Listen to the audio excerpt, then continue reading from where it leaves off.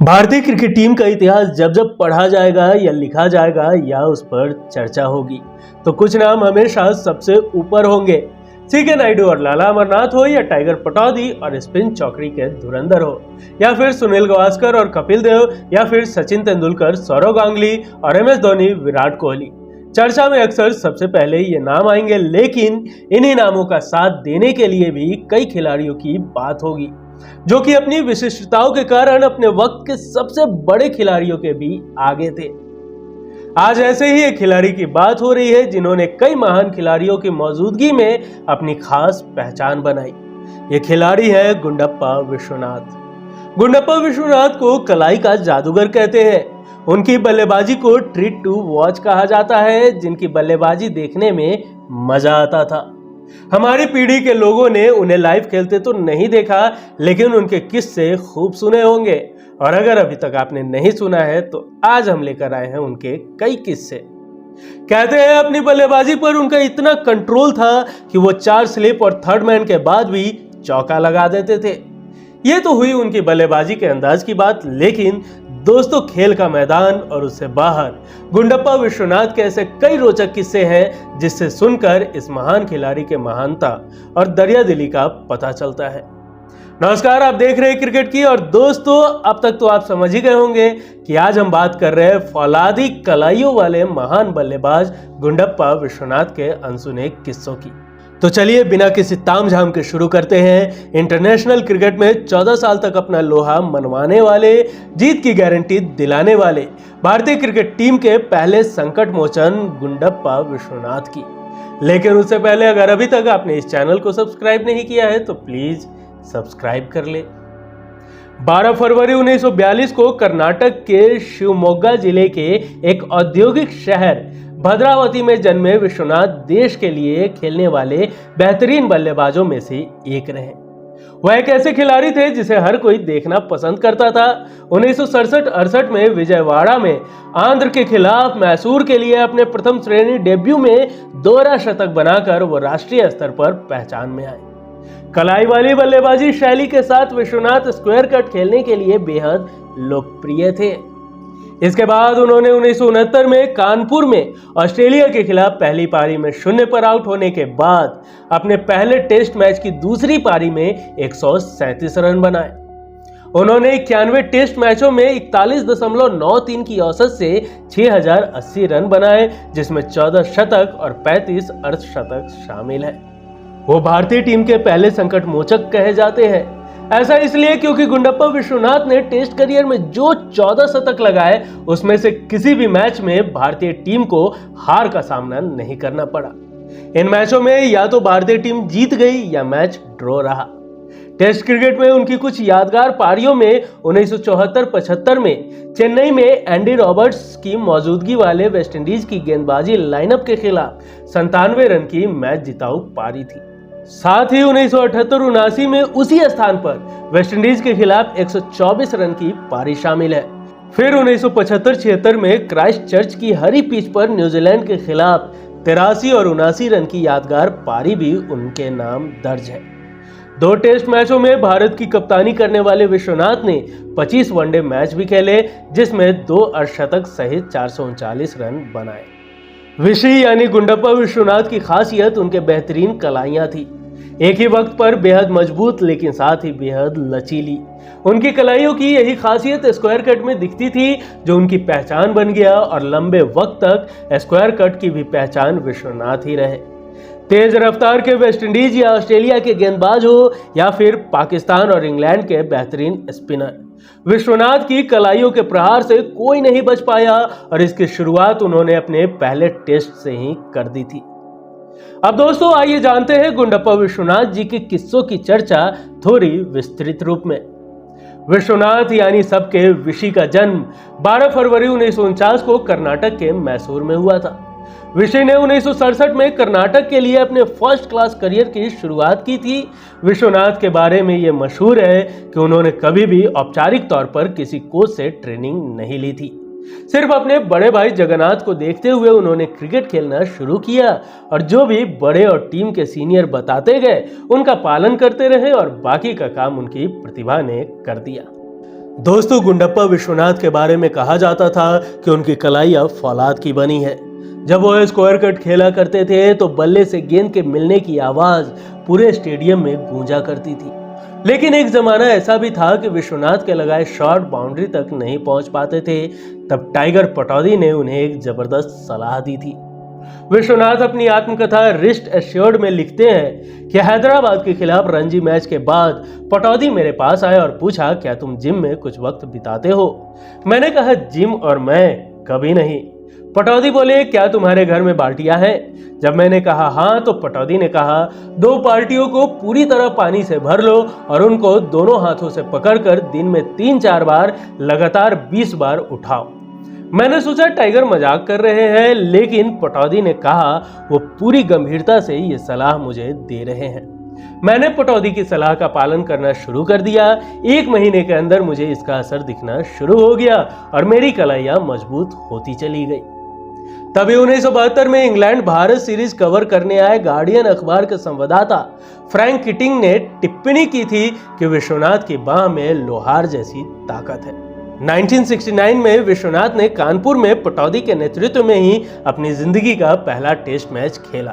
पटौदी ने चयनकर्ताओं से साफ साफ कह दिया कि विश्वनाथ को टीम में उसी हालत में चुना जाए जब उन्हें अंतिम एकादश में खिलाया जाए।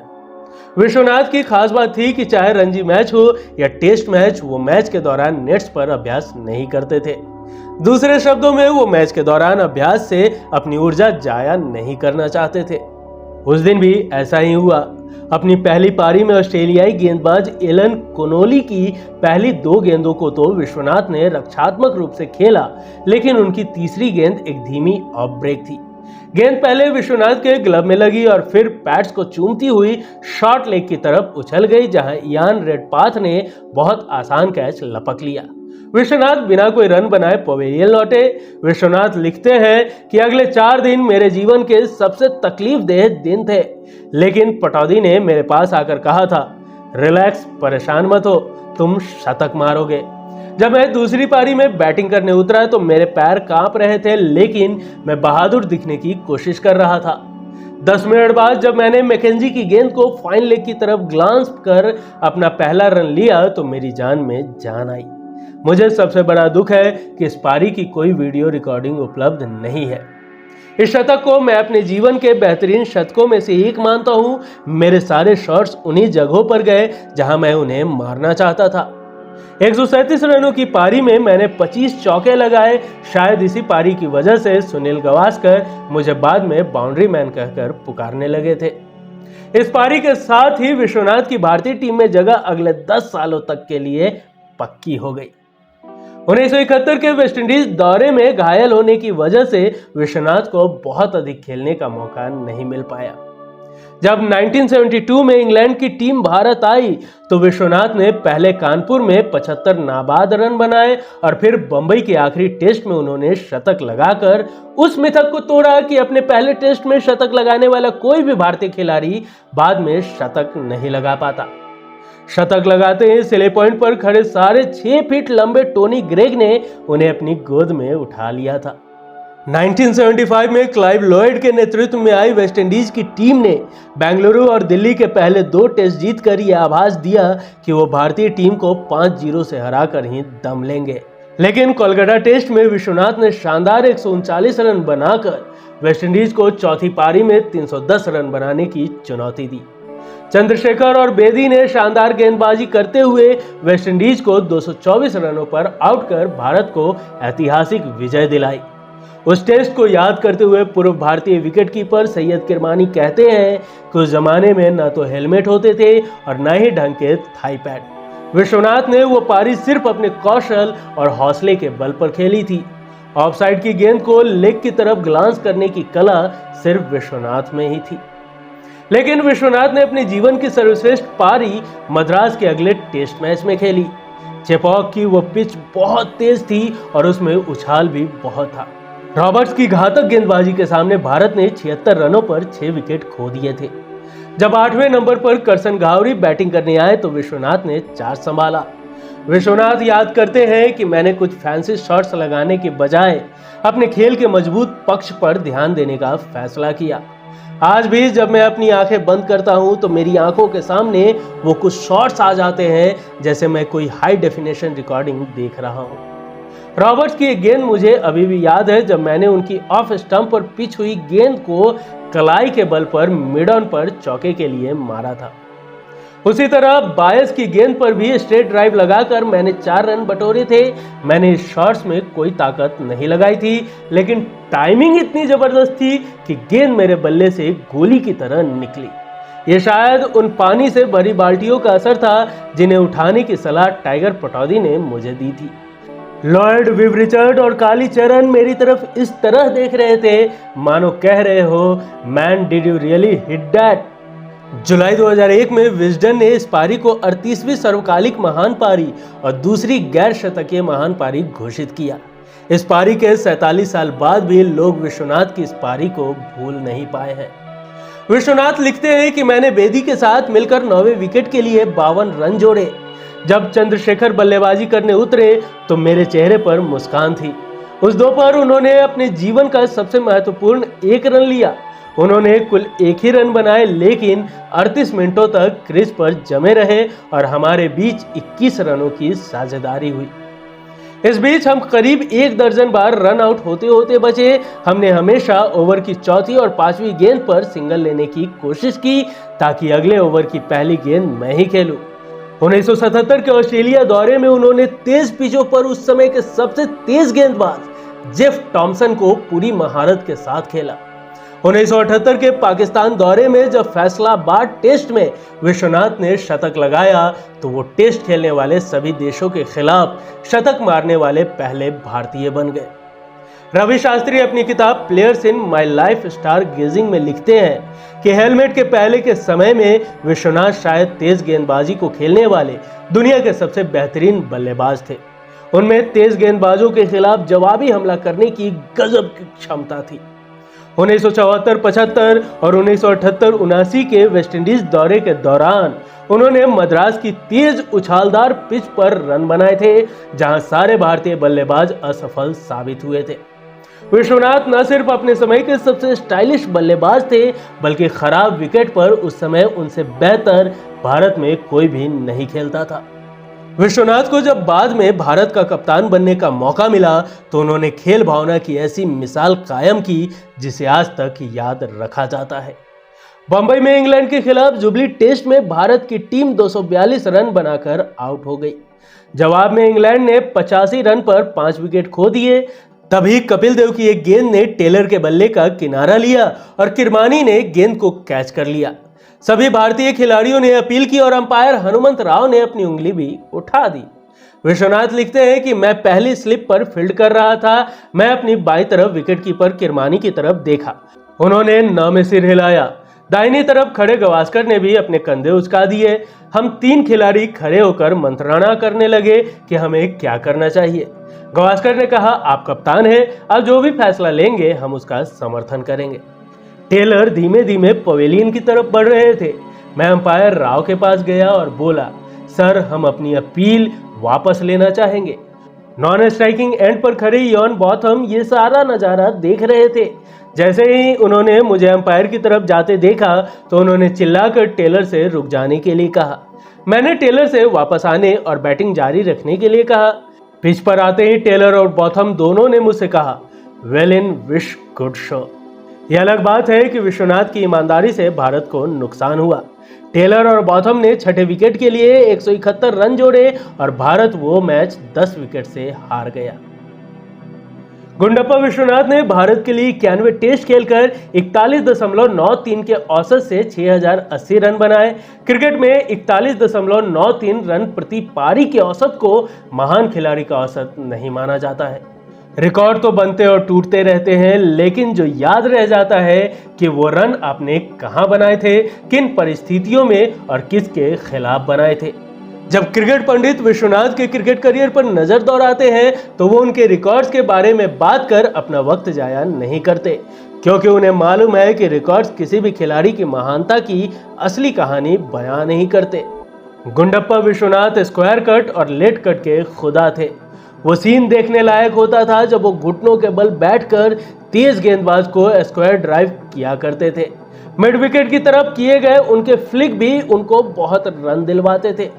उनके साथ कई टेस्ट खेल चुके और कई दौरों पर उनके रूममेट रह चुके मदन लाल बताते हैं कि विश्वनाथ बहुत लेट खेलते थे। कट तो उनसे अच्छा दुनिया में कोई मारता ही नहीं था। डेनिस लिली ने अपनी आत्मकथा मिनट्स में लिखा था कि गावस्कर जरूर एक महान बल्लेबाज थे, लेकिन मैं विश्वनाथ को उनसे ऊपर रेट करता हूं। वो ऑस्ट्रेलिया के खिलाफ खेलने वाले सर्वश्रेष्ठ भारतीय बल्लेबाज थे, जिन्होंने हमारे खिलाफ एक के बाद एक कई बेहतरीन पारियां खेली। विश्वनाथ के करियर की खास बात रही कि जब जब उन्होंने शतक लगाया, भारत वो टेस्ट नहीं हारा। या तो उस टेस्ट में भारत की जीत हुई या उसके खेल की बहुत तारीफ की गई। दोस्तों, एक किस्सा है कि गुंडप्पा विश्वनाथ के संकोची स्वभाव और कंट्रोवर्सी से दूर रहने की आदत उस वक्त भी सामने आई जब तहलका टेप्स सामने आए। टेप्स में दिखता है कि मनोज प्रभाकर किसी भीड़ भाड़ वाली जगह पर नरोत्तम पुरी से मिलते हैं। नरोत्तम पुरी बहुत ही सीनियर क्रिकेट जर्नलिस्ट थे और दूरदर्शन कमेंट्री के जाने माने नाम थे। टेप्स में पुरी मनोज प्रभाकर को जो बताते दिखते हैं, उसमें एक सन कर देने वाली बात मालूम चलती है। उस कहानी के हिसाब से आसिफ इकबाल ने 1979 में कोलकाता टेस्ट में टॉस के वक्त बोला टेल्स। सिक्का नीचे गिरा और सिक्के पर आया टेल्स। इस हिसाब से टॉस पाकिस्तान ही जीता था, लेकिन आसिफ ने विश्वनाथ से हाथ मिलाया और बोला कांग्रेट्स विशी। उस टॉस के ठीक बाद नरोत्तम पुरी ने दोनों कैप्टन का इंटरव्यू लिया तो विश्वनाथ ने कहा कि यार मेरी आंखें मुझे लगता है कि ठीक है, मुझे सच में नहीं लगता कि टॉस किसने जीता है।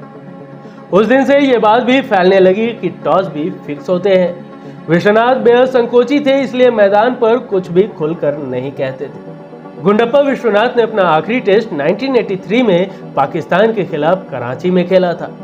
विश्वनाथ 1975 और 1979 के वनडे विश्व कप में भारतीय टीम के सदस्य थे। संन्यास के बाद विश्वनाथ ने 1999 से 2004 तक आईसीसी मैच रेफरी के रूप में भी काम किया। उन्होंने कर्नाटक राज्य एसोसिएशन के उपाध्यक्ष के रूप में भी काम किया। साथ ही 1992 से 1996 तक राष्ट्रीय चयनकर्ताओं के अध्यक्ष रहे।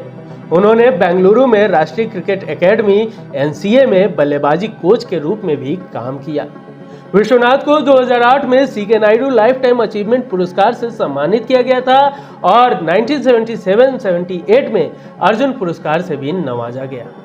गुंडप्पा विश्वनाथ स्टार स्पोर्ट्स के कन्नड़ फीड में वनडे वर्ल्ड कप 2023 में कमेंटेटर और विशेषज्ञ रहे, जबकि उन्होंने 2022 में रिस्ट एश्योर्ड नामक एक आत्मकथा लिखी थी। तो दोस्तों, कुछ ऐसे थे स्क्वायर कट और लेट कट के खुदा गुंडप्पा विश्वनाथ। दोस्तों, आज के एपिसोड में यहीं तक। अगर आपके पास गुंडप्पा विश्वनाथ जी से जुड़ी कोई भी जानकारी हो तो हमारे साथ शेयर जरूर करें। साथ ही आगे आप किस खिलाड़ी के अनसुने किस्सों को सुनना चाहते हैं हमें कमेंट कर जरूर बताएं। वीडियो पसंद आई हो तो एक लाइक जरूर करें। मिलेंगे अगले एपिसोड में फिर किसी दिलचस्प किस्सों के साथ। तब तक के लिए नमस्कार।